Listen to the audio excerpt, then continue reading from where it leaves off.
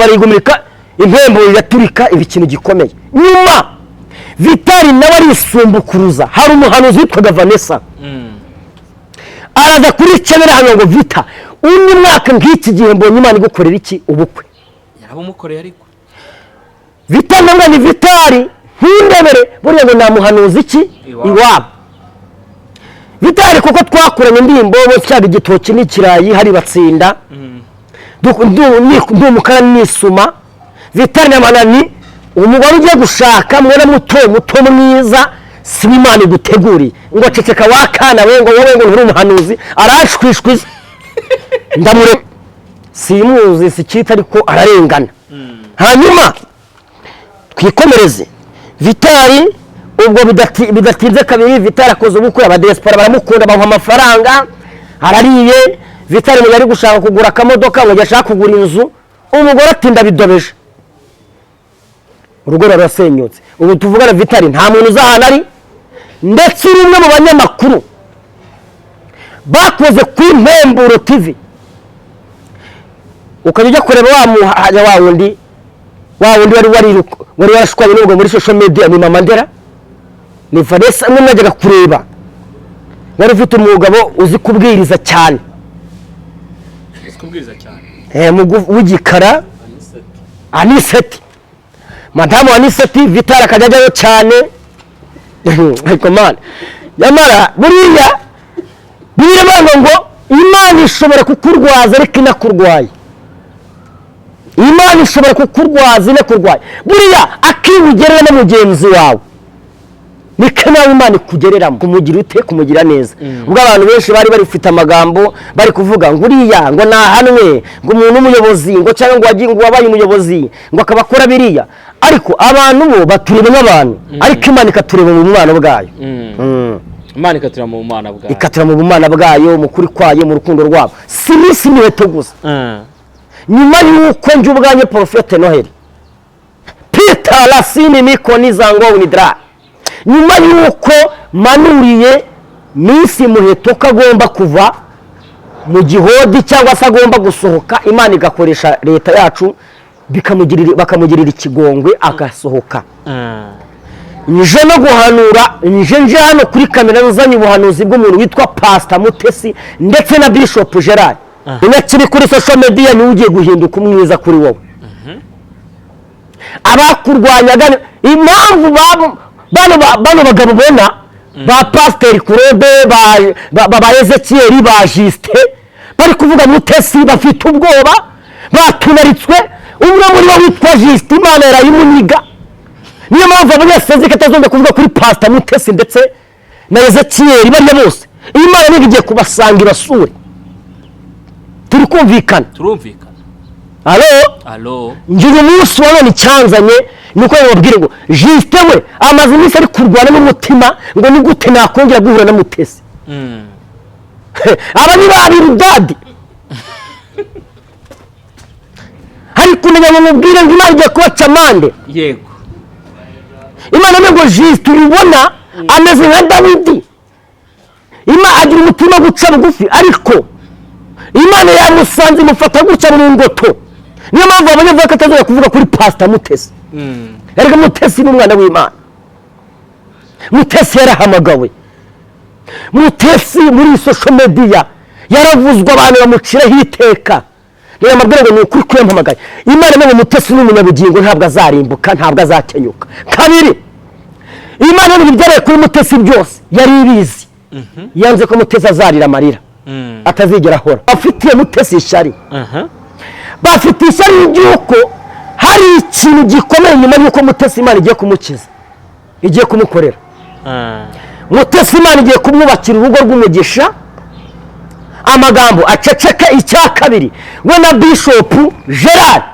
hari urusengero Imana igiye kubahereza ibinyujije mu muntu wambyumvishe neza nkunda kubwira abantu ngo umuntu bw'Imana buduha abantu bakaduha ibintu bikaduhindura tugomba kuba buri munsi wa none amen Mutesi nyuma y'amahoro yaciyemo nyuma y'imisumari yanyuzemo nyuma y'abamuteye imijugujugu nyuma y'abamuvuze nabi Imana yansanze irambwira ngo Merita widi Bikoni zangu itanze agasopo kuri aba bantu, kuri Ezekiyeli itanze agasopo kuri aba bantu, kuri Pastor Claude itanze agasopo kuri aba bantu, bose bari kugera bavuga nabi muri sosiyete nyarwanda ndetse no kuri YouTube no ku mihanda.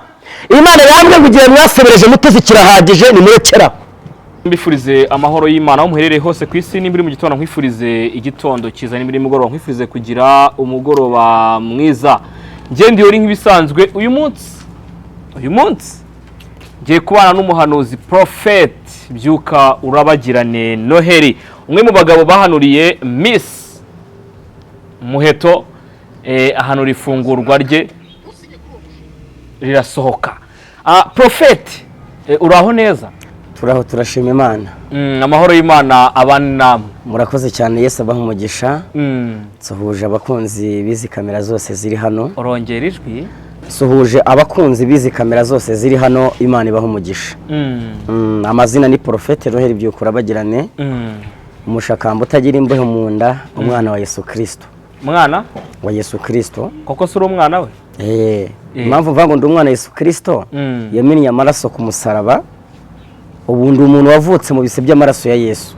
Nawe kandi nuko. Kuba narahanuye ko Miss Muheto azasohoka byaranshimishije cyane. Ngira ngo ndi umwe mu bantu ba kabiri muri iki gihugu Imana ikoresheje igitangaza gikomeye. Umuhanuzi wa mbere Imana yakoresheje igitangaza ni uwitwa Ezekiyeli, wahanuye ko Yago bamuroze kandi ko Imana imukijije uburozi. Yego. Rero ndashimira Imana ko ubwo buhanuzi Ezekiyeli hanuye kuri Yago bwarasohoye. Nanjye ndi umwe mu bantu Imana ikoresheje igitangaza, ntabwo nihimbaza ahubwo ndahimbaza izina ry'Imana ryankoresheje ikamvugiramo, ikavuga ko Muheto Imana imushyiremo inyoroshyo. Byaranshimishije cyane, bituma numva ko umwuka w'Imana akiri kuri njyewe. Bituma mva ko umwuka w'Imana akiri kuri we. Abantu benshi bagize ngo n'urwenya urimo, ariko nkibaza ngo ese abantu bazemera neza ko uri mu mavuta ryari, bazemera ko ukivugana n'Uwiteka Imana y'ijuru ryari? Njya nkunda kubwira abantu ngo Imana ntabwo igira muri umuna wayo, ntinagira muyomba wayo, ntigira na mukuru wayo. Imana dusenga ni Imana imwe, ikora uko ishaka mu bubasha bwayo. Ariko icyo nabwira abantu badukurikiranye umunsi wa none, ntibakajye batinda batereta abantu, ahubwo bajye batinda batereta Imana. Imana nimemera izabemeza abantu. Rero kuba barahanuye buriya buhanuzi pe, abantu bakabifata nk'urwenya, bakabifata uko bashatse. Imana yabishatse yakoresha n'ibuye, yakoresha n'igiti. Yego. Rero ndashimira Imana ko umwuka w'Imana agihari, kandi haracyari abahanuzi bakivugana n'Imana, bagikorana n'Imana. Haracyari birindwi bitarapfukamira Bayali. Ahubwo umuntu wese wumvaga ko bitashoboka, wumvaga ko bitakunda, njya gusengera Miss Muheto kugira ngo asohoke. N'izina rye rinangora kurivuga, ariko nkoreshe divine.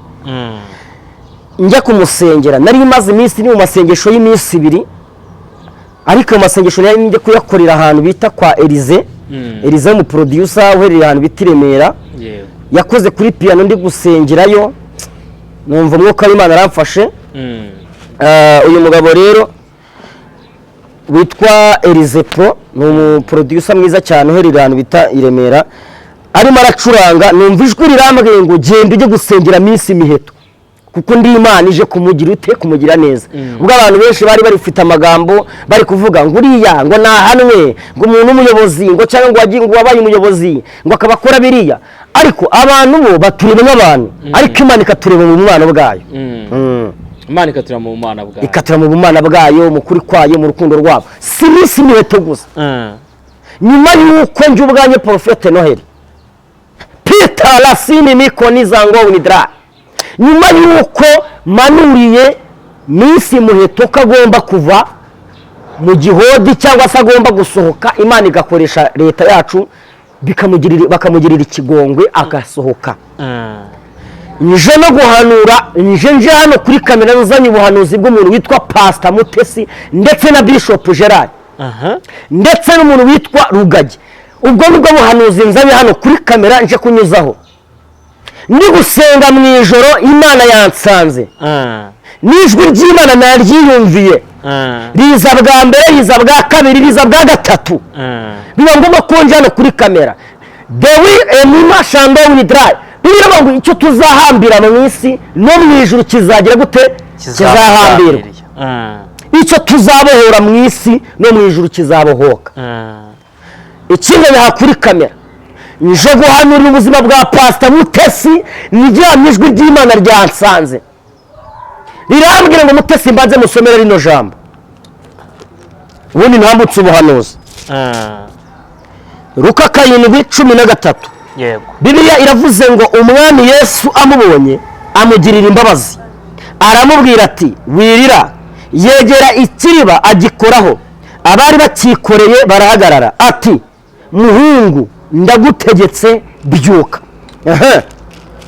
Yakobo igice cya mbere umurongo waho wa 12 havuze ngo iki? Haravuze ngo hahirwa uwihanganira imugerageza akageza imeruka, kuko namara kwemerwa azahabwa ikamba ry'ubugingo. Iry'Imana dostido bikoni zango winidrai yasezeranyije abayikunda. Ni ubuhanuzi nzanye. Imana yambwiye ngo Mutesi uko abantu bamubona siko Imana imubona, uko bamufata siko Imana imufata. Imana irambwira ngo nze mbwire abantu ngo bafitiye Mutesi ishyari. Bafite ishyari ry'uko hari ikintu gikomeye nyuma y'uko Mutesi Imana igiye kumukiza, igiye kumukorera. Mutesi Imana igiye kumwubakira urugo rw'umugisha, amagambo aceceke. Icya kabiri, we na Bishop Gerard hari urusengero Imana igiye kubahereza ibinyujije mu muntu. Wabyumvise neza? Ndakunda kubwira abantu ngo umuntu bw'Imana buduha abantu, abantu bakaduha ibintu bikaduhindura tugomba kuba buri munsi wa none. Amen. Mutesi nyuma y'amahwa yaciyemo, nyuma y'imisumari yanyuzemo, nyuma y'abamuteye imijugujugu, nyuma y'abamuvuze nabi, Imana yansanze irambwira ngo Merita widi bikoni zangu itanze agasopo kuri aba bantu, kuri Ezekiel itanze agasopo kuri aba bantu, kuri Pastor Claude itanze agasopo kuri aba bantu. Bose bari kugera bavuga nabi muri societe nyarwanda ndetse no kuri YouTube no ku mihanda. Imana yambwiye ngo igihe mwasebereje Mutesi kirahagije, ni murekera. Biwitopiko nizango winima, ni murekera mutarahura n'Imana, kuko utuvugana byihuse vuba hanga. Mbonye Pastor Mutesi ndetse na Bishop Gerard.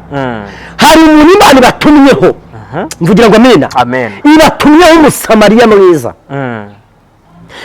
Pastor Mutesi Imana irambwiye ngo abana bawe bazigishwa n'Uwiteka. Uko Jiste yagusabye imbabazi, yego, akazana ururabyo, ni nako Imana ikoresheje aba bakuvugaga nabi bagiye kuza, bo none Imana izabaca amande.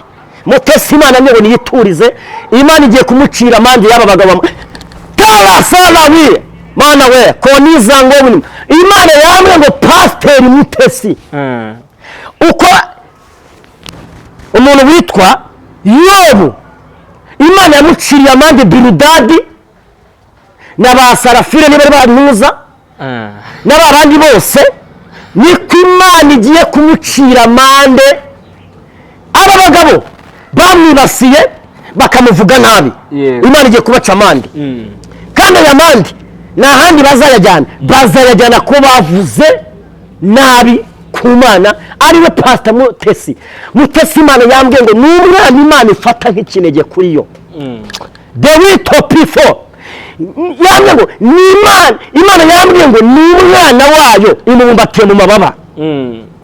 Ibyari byaramwikoreye byose, ndeba hano ndagutegeka, ibyari byikoreye Pastor Mutesi, Imana igiye kubitura.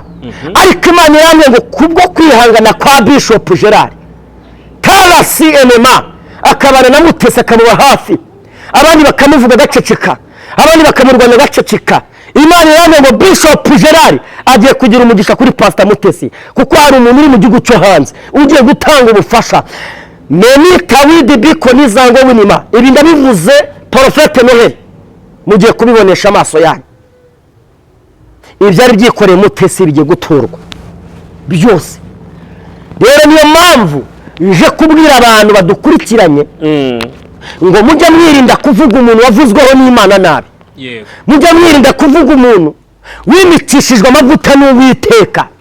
Mutesi yanyuze mu bibazo, anyura mu ntambara nyinshi, baramusebya, baramuharabika, bamwita amazina bashaka, bamugaragaza agati, ariko Imana yambwiye ngo abantu bagaraguje agati Pastor Mutesi niba Imana ihaye kumuharurira bakamucira inzira agiye kunyuramo yinjira muri Kanani y'amasezerano yewe. Pastor Mutesi bajya gusenga ngo nta rusengero ufite, mbonye Imana iguha urusengero. Bishop Gerard, mbonye Imana igutereka mu rusengero nawe mugiye kuba mwunganizi, kuko hari ikintu reperezerebo pawikoni wi aro ndakumva papa, hari iki shawidi bikoni zango winidrai, ijambo ry'abagutakora abantu bemeye bose bakemera izina rye, bahawe ubushobozi n'ububasha bwo kwitwa abana b'Imana. Mutesi Imana hari ikikoze. Kabiri, hari akaguru ka Mutesi Imana irinze gucika akagendera mu mbago, niko Imana ivuganye nanjye. Dopaya sini mini fo zobre. Pastor Mutesi Imana yambwiye ngo ni intoranwa kuri we. Intoranwa muzi icyo ari cyo, ni umuntu watoranyijwe mbere y'uko abaho Imana yari ibizi. Mutesi simuzi, singanira nawe, sindahura nawe, ariko Imana ivuganye nanjye ngo imuhaye ijambo aho yari yarariburiye. Amen. Kabiri, yari yaravuga ko atazongera kugaruka mu mihanda bitewe n'ibi bintu yari kubigambira mu mutima we. Imana iramye ngo komeza ibirori bya Mutesi we, kuko umunyakiri agiye gutsembwaho atazongera kunyura ku marembo yawe ukundi. Umunyakiri kuri social media niwe ugiye guhinduka umwiza kuri wowe. Abakurwanyaga impamvu bano bagabo bona ba Pasteur Claude ba Ezekiel ba Juste bari kuvuga Mutesi bafite ubwoba, batunaritswe. Umwe muri bo witwa Juste Imana yarayimuniga, niyo mpamvu abanyasezeka atazongera kuvuga kuri Pastor Mutesi ndetse na Ezekiel bariya bose. Imana nigiye kubasanga ibasure. Turi kumvikana? Turumvikana. Alo? Ngira umunsi wabona icyanzanye nuko babwire ngo Juste we amaze iminsi ari kurwana n'umutima ngo ni gute nakongera guhura na Mutesi. Aba ni babiri dadi. Hari kumenya ngo mubwire ngo Imana igiye kubaca amande. Yego. Imana ngo Juste ubona ameze nka Dawidi. Imana agira umutima guca bugufi, ariko Imana yamusanze imufata gutya mu ngoto. Niyo mpamvu abanyavuga ko atazongera kuvuga kuri Pastor Mutesi. Erega Mutesi ni umwana w'Imana. Mutesi yarahamagawe. Mutesi muri social media yaravuzwa, abantu bamuciraho iteka. Niyo amabwira ngo ni ukuri kuyampamagaye. Imana ngo Mutesi ni umunyabugingo, ntabwo azarimbuka, ntabwo azakenyuka. Kabiri, Imana ntibyareye kuri Mutesi byose yari ibizi. Yanze ko Mutesi azarira amarira, atazigera ahora, kandi n'ubundi reba muriza atari make. Rero Mutesi n'umuntu witwa Bishop Gerard hari ikimana ikoze ku buzima bwabo. Kabiri, Imana yambwiye ngo umuntu wese wibasiye umuntu witwa umukozi w'Imana, Pastor Claude, njyewe marayika w'Imana amaye ubutumwa yanyeretse igitabo nk'iki ngiki kinini. Arambwira ati reba, arambwira ati hari igitabo cy'abantu, hari igitabo cy'imburamukoro cyangwa se cy'abantu badafite. Reba hano, yego, igitabo cy'abantu mu gitabo cy'ubugingo. Imana yanyeretse iravuga ikajya nyereka amazina, mbona harimo izina ngeze cyane mu gitabo cy'ubugingo, mbona hagiyemo Gakubo, mbona haje Juste, mbona hagiyemo Gakubo, mbona Pastor Claude hajemo Gakubo, mbona none hajemo n'urukubo n'irishaka, mbona hajemo Gakubo. Mbaza Imana ngo bisobanura iki? Irambwira ngo aba bari mu gitabo cyo kumpombera. Ninginga Imana batese Imana nese ntabwo basubira mu gitabo cy'ubugingo bakaba mu gitabo cyo kuguhombera. Imana irambwira ngo mwana wanjye ugende ubabwira ati niba ajya gusaba Pastor Mutesi imbabazi ndababarira nshyireho vi. Irambwira ngo nibatagenda ku neza izabatwara ku nabi.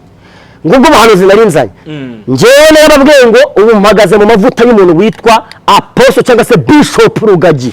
Amavuta ya Rugagi ndayemera rugagi niwe dadi wanjye mu mwuka.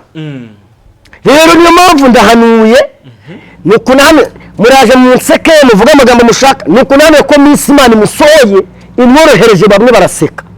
Uyu munsi ni ukuri kuyamamagaye bamwe bategereza ko nikorera intebe nawe ndi bwikorere mpanura ubuzima bwa Pastor Mutesi guhera mu mugongo kugeza ku musatsi kugeza no ku birenge.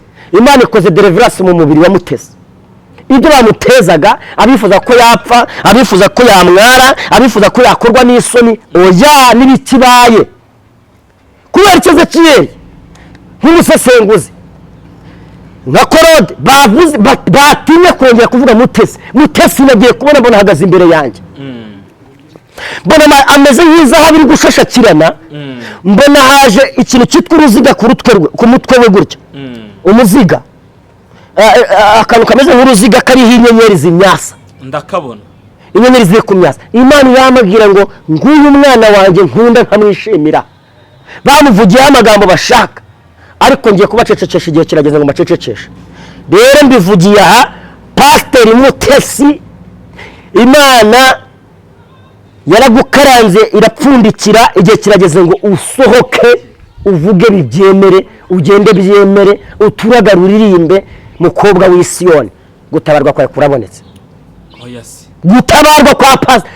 Mbonye Pastor Mutesi Imana imuha imodoka nziza, mbonye Imana imuha inzu nziza, mbonye Imana imwubakira urugo, mbonye urusengero hafi ruzarimo abantu barenga 800. Hari Imana ikoze byihuse mugiye kumva igitangaza Imana igiye gukora Pastor Mutesi. Ndabihanuye kuri kamera kandi mugiye kubibona. ubwo n'abantu bavuga ko Pastor Mutesi no muri etaje agiye gusorwamo basubiza amirwe mu isabo. Ntabwo bizakunda. Impamvu bitazakunda ni iyi ngiyi, nuko uriya Pastor Mutesi hari yamuvuze bataravuga, hari abanye nawe batarabana nawe. Rero umuntu udukurikiranye ahariho hose, ndavugana n'abantu bari muri Canada, ndavugana n'abari muri Amerika, ndavugana n'abari mu Burayi, ndavugana n'abari muri Europe, abari mu Bubiligi, abari Rwota Amasimbi mwese abarundi, abari mu gihugu mo hagati. Mukunda Mutesi nimugende mwicara ahantu mwigurire fanta ya Coca ikonje, kuko mbonye Benita wibi birifo biragira mu minsi mikuru hano kuri Noheli. Mutesi ari gitangaza Imana igiye gukora cyihuse. Mugiye kubona ikimenyetso cy'uko ari Imana ivuganye nanjye. Kandi nimunyege ya miteganya abanyamakuru ngo nibitaba, ejo ni mwaravuga ngo nibitaba, ndababwira ngo mugiye kubibona. Ntabwo meze n'abandi bazavuga ngo Imana yanshutse, ntabwo meze n'abandi bazavuga ngo Imana ngo yambeshye, ngo yanshutse ngo nemera gushukika. Ngewe ndahanura ubuzima bwa Mutesi ngo gusohorwa. Mutesi nazigera mwara narimo kandi mugiye kubibonesha amaso yanyu. Urebe Ezekiel, urebe Juste, urebe uyu mugabo Pastor Korode, ni ukuri kuyamamagaye. Unyarwanda avuga ngo icyo dupfa kiruta icyo dupfana kiruta icyo dupfa. Bose ni Abanyarwanda ariko bagiye kubona ko Mutesi bafataga nk'umuntu utagira kivugira, utagira kirengera. Uhoraho aramanutse agiye kumuvugira ku mugaragaro. Barajyaye ko Imana yaje. Bosco Yimpaye bite? Uyu musesenguzi ngo ni Bosco Yimpaye. Nabari mu bantu navuze nawe agomba gutera intambwe akajya gusaba Mutesi imbabazi. Asa abantu bose bateresheje namwe bose bazabura kwa Mutesi noye. Ashobora kutajya ariko akohereza udiva ngo mbabarira, cyangwa se mbabarira kwibeshye uri umunyamugisha, nkuvuga uri umunyamugisha, nkukuraho ibibi kandi niciye n'amandi, kuko natayica Imana izayamuca ku ngufu, kuko ubwo nawe ni buri dadi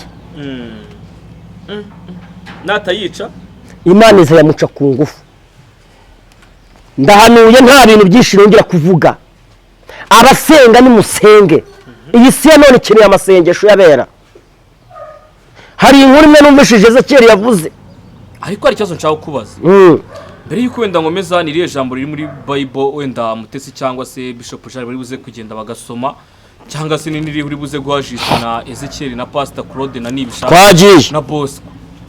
Ijambo rindi ngiye guhereza Bishop Gerard riboneka muri Yesaya 50 ku murongo wa 7 haravuga ngo kuko umwami Imana izantabara nicyo gituma namwara nicyo gituma nkomera mu maso yanjye hakaba nk'urutare kandi nzi ko nazakorwa n'isoni iryo ni rya Bishop Gerard hanyuma irya Mutesi rindi riboneka mu byakozwe n'intumwa 28:6 havuze ngo iki Bibiliya iravuga ngo babandi bategereza yuko ari bupfa kenyutse cyangwa tsindutse ariko bamaze umwanya tera wini fo bamaze umwanya munini bakibitegereje babona ntacyabaye barahindura bati ni Imana wabyumvishije ndakumva cyane hanyuma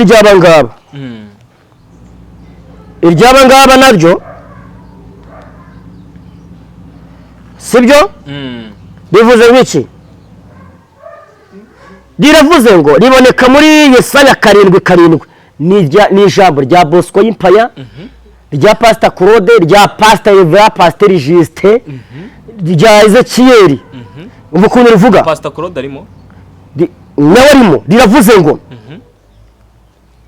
ariko Uwiteka Imana aravuze ngo imigambi yabo nizahama kandi nizanasohora amen ariko Uwiteka Imana aravuze ngo tera sini fo imigambi y'aba bose nizahama kandi nizanasohora imigambi y'abantu siyo bari bazi kugiye gukorwa n'isoni Mutesi we barajyaye ku ijuru ritabaye bose babireba tuzashima Imana bose babireba icyubahiro cyayo tutiye babireba hari inkuru imwe y'abantu b'abadeperi iba muri groupe imwe vuga ngo ibyari mu mabanga bigiye ku karubanda ibyari mu mabanga bigiye ku karubanda hari inkuru imwe numvishije kare ku ya Grace ariko ijya kujya kure hari n'inkuru nabonye ngo Grace nawe ngo yagize gutya yarakibiranduye se akicara hejuru karangije ngo nawe ngo ari umuntu ngo yatubiriwe mu diaspora ngo akoresha ngo tekinike niyo ngo iturunga rero umuntu wese watuburiwe n'abantu bamwambura bamwesha ibye ukaba ufite ibimenyetso mpamagara 0780 52 90 0780 52 90 tujye tubafasha kugira gute tujye tubafasha kugira ngo abantu tumanze tumenye ibyabo yego twagiye rero nabonye Grace bamukozeho inkuru Grace mujye mumenya ko nisonzeye kabiri umuntu wakoze wamuha amafaranga ngo ajye kwishyura sibyo kwishyurira ngo ni bodaboda mu nsengero wari ngo ni inkweto Grace se yakoze irihe kosa insengero barazifunze ubu se yajya mu rugo rwa buri muntu ngo harya ufite umwe utambara inkweto ngo wasengeraga iwanjye oya Grace rwose nta cyaha yakoze nibamureke ahubwo umuntu wabaha amafaranga mwene yandi yakoze Imana imumugisha yego kuko kandi ikindi biravuga ngo akaboko k'iburyo ni gatanga imoso nikabimenye wa mu diaspora we ndakunenze impamvu nkunenze niyi kuba wahaye Grace nta muntu bibajije nta muntu ugishije inama nta banyamakuru wahamagaye warangiza ugahindukira ugahamagara ku Pastor Claude ukajya kumuregera wakuza amakosa akomeye ndagira ngo mbego waruzi ko kore mugisha ko nta mugisha ubirimo n'umuvumo ukimara kubivuga ko watanze nyuma ukisubira wamara kwisubira ukajya guteza umuntu abantu kandi ari wamuhaye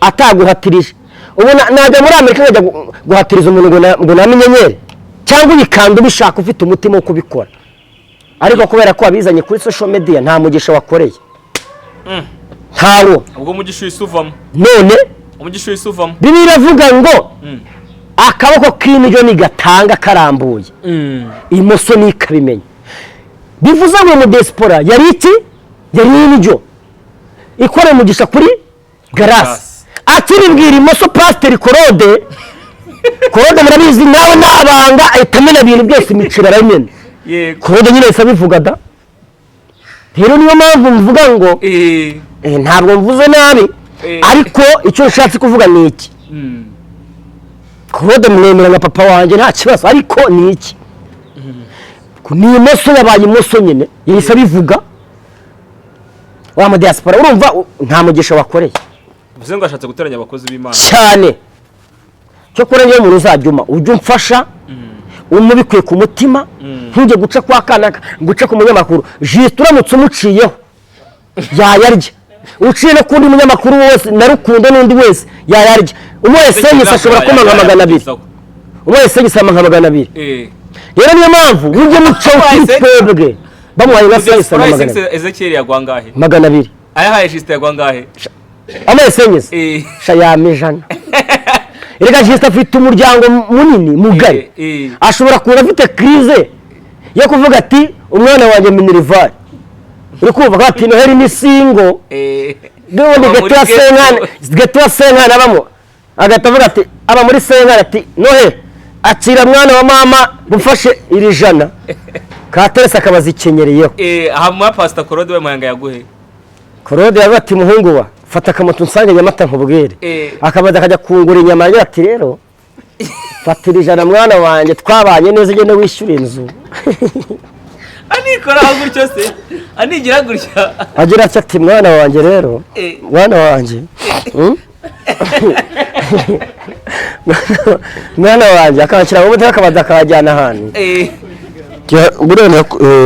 hanyuma nibishaka yes bo nta n'ikicumi yaguha wiyawe bona n'ikicumi we yayarya mugata mutandukana mukaba mubyara nyabo bayagwereye nka president yakugezeho umva none se Boaze byagenze gute ayataye Boaze ninje yayaha ariko yaba umukiranutse ku bwawe oya uwo muntu ukagira muvuga nacane y'izina ryiwe ntago nibyo akora ntago bihura ntago bihura kubera iki ubu se Vital ariye umuyobozi w'impemburo impemburo ibigeze ku rwego rungana gute rushimishije none se ubariye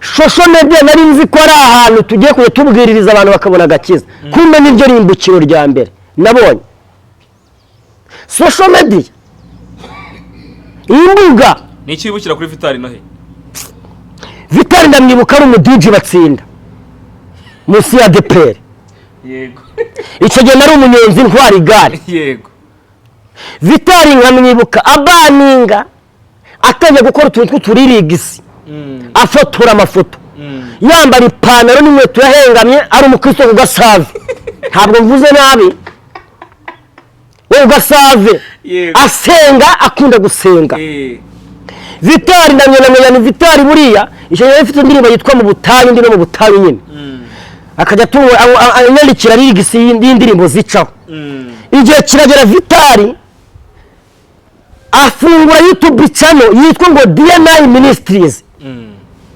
yatangizwaga n'ikirogo kinini kizengurutse cyaraga ikirogo cy'umutuku DNA Ministries irazamuka muzi Vital atangiye gukorera witwa Dani w'impuru cyangwa ni Blessing Studio urugiye kuvuga ye Blessing urakoze cyane Blessing Studio Vital mwibuka ageze ku rwego yatangiye kujya ajya gukorera abahanzi akorera barango ni babicyahe baza kariya nyuma yaho kiri ntabwo yatuma nsoza ikiganiro buretse gato nyuma yaho uko byagenze yego komeza nyuma y'uko byagenze byaje kurangira umuntu witwa Vital ageze muri social media akorana no witwa Dani nyuma ahindura YouTube channel ukorera kumu yego urakoze cyane nyuma ahindura izina yita channel ngo yitwa Impemburo TV umuntu wazama YouTube channel yitwa Impemburo ni umuntu witwa Ezekiel Rukundo yaseseye mu Rutare arimba ngo ese Mana uranyemera ariko natemera Mutesi nawe ntago Imana ibumwemera ngo niba unyemera unyemeze icyo gihe agenda azamura ni naho yarekuriye ubuhanuzi bw'umuntu witwa Yago Pondate yego buraboostinga mu bantu bazamuye impemburo n'umugabo witwa Reverend Pastor Justin atarivanga irondo ritarivanga n'ibisambo yego atarivanga ngo avuga ati njyewe ngiye kwivanga n'iki n'ibisambo n'andi mahanga. Justin yambara amakositimu yambara karuvati buri gihe afite agakapu agendana. Dore ubu yazanye nyakubahwa ubu ngubu ararya rwose yagagaye ameze neza ubwo nyine amaze kubyimba noneho nyuma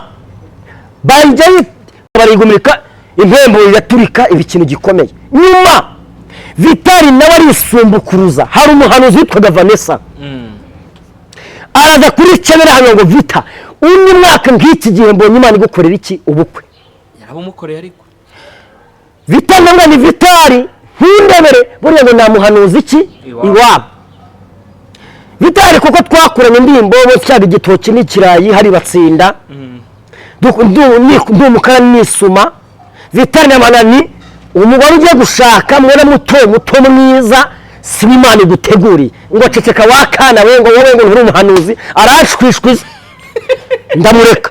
Juste ajya mu mavuta icyo gihe yari akirimo neza ameze fresh. Juste aravuga ati nyamara umugore siwe Ezekiel ati umugore siwe. Juste aravuga Vitali aravuga ati oya ati njyewe umuhanuzi nemera. Hari umuhanuzi wabaga ikinyinya wari umeze w'umukobwa yari ahari icyo gihe yajyanaga hejuru mu butayu ahantu noza yari amaze iminsi ari na Uganda cyane Fani ngo niyo bahanuzi biwe na Vanessa icyo gihe Grace azana na Fani yego arakugenda barahanuye kandi mu byo cyane bahanuzi bamwe batatu Juste Ezekiel nanjye turavuga ati tubonye ibi bintu bya birimo towa arabyanga arashyushye niyabaga hano ku Gasave ngo agiye mu Gatenga ubu uri gutubura umugabo agahindurira umugore yaguhinduriye abagiye mu Gatenga arasanze umukobwa witwa Diane mwiza wari inshuti yande y'umugore wa Prezire ndetse na Prezire uri kumva neza. Bamaze kuhagera Vitali ubukwe ibintu birabaye vuba rwose ibintu biragejeje kuba hadaciye iminsi ngaho rya mukuru yatinda n'irihera bura ntundebe gutya ndi umwana intangiriro z'uruhara n'amasoso mu mutwe njyewe ndakuze muri Kristo Yesu turisengeye. Nyuma y'iminsi ngaho Vitali ngo agatangira kujya afata umugore ku matelefone ari kuvugana n'abandi bagabo akumva turi kode abanza kubihisha nk'uko numvishije ngo uyu munsi ngo hari umuntu witwa biva muri uyu mwuga ngo n'uwitwa ngo ni Angelique ngo bashaka kwiba ngo cyane kwiba umusaza ngo si Kitu uwo mu murenge wa Kinyinya mu kagari ka Kagugu ngo bashaka kumwiba ngo YouTube bashaka kumwiba amafaranga. Ibi bintu byanyu mushaka ba manager mwarazahaye mwarakubiswe mwarazonzwe Imana ikabajyana neza ikabahereza abantu bazaga mu kidendezi ejo mukagira gute Munyarwanda acumugani ngo uvura ijisho ngo je akagira gute akari gukanurira. Uyu musaza Kita ariko baze kumurenganura kuko ntabonye rwose ari kurengana simuzi Kita ariko ararengana. Hanyuma twikomereze Vitali ubwo bidatinze kabiri Vitali akoze ubukwe abadiaspora baramukunda bamuha amafaranga arariye. Vitali yari gushaka kugura akamodoka ngo yashaka kugura inzu umugore atinda bidobeje urugo rurasenyutse. Ubu tuvugana Vitali nta muntu uzahana ari ndetse rumwe mu banyamakuru bakoze ku Impemburo TV ukajya kureba wa wundi wari warashwanye n'ubwo muri social media ni Mama Ndera ni Vanessa mwajyaga kureba wari ufite umugabo uzi kubwiriza cyane w'igikara Aniseti madamu Aniseti Vitali akajyayo cyane ariko man yamara buriya birabanga ngo Imana ishobora kukurwaza ariko inakurwaye. Imana ishobora kukurwaza inakurwaye buriya akibugerera na mugenzi wawe niko nawe Imana ikugereramo. Ushobora kuba mfite umudamu tugashwana ukaza wigize umunyamakuru mwiza nguje guhoza umuntu ngo uje guhoza madamu wanjye ngo uje kumuhoza nawe Imana iragutegura umuntu uzahoza uwawe ukumva neza asinkuru afite urundi huraye na Plaisir Noheli buretse gatoya tayari Vitali na Plaisir ati tubishuti umwe ati jya umpiningira undi ati bikorwa gutya ahubwo basiga Plaisir yabaye umuranga Plaisir yabaye umuranga arangira Vitali umugore baziranye vuga ngo baziranye nugeho kandi uhatinde ariko abaranga bahozeho kuva na kera ubundi ndakunda kuvuga ngo kera hari umuco impamvu bavuga ngo imfura na se barangana urayizi imfura na se barangana nuko kera habagaho ko papa wanjye nashakaga umugore papa wanjye akaba ari ubanza kujya gukazanura akaba ari ubanza kujya akaba ari ujya kumubyara ubanza kujya kumva umudamu wanjye uko ameze hanyuma mu nyuma namwe nkazagenda papa wanjye yarateye inda umwana wa mbere yabaga ari umugabo cyangwa yabaga ari uwa papa wawe yabaga ari uwa papa wabo niyo mpamvu ngo imfura na se barangana hanyuma Vitali Plaisir bamuranga ibintu biragenda birazamuka biraboostinga birakubita byatangijwe na Plaisir binarangizwa na Plaisir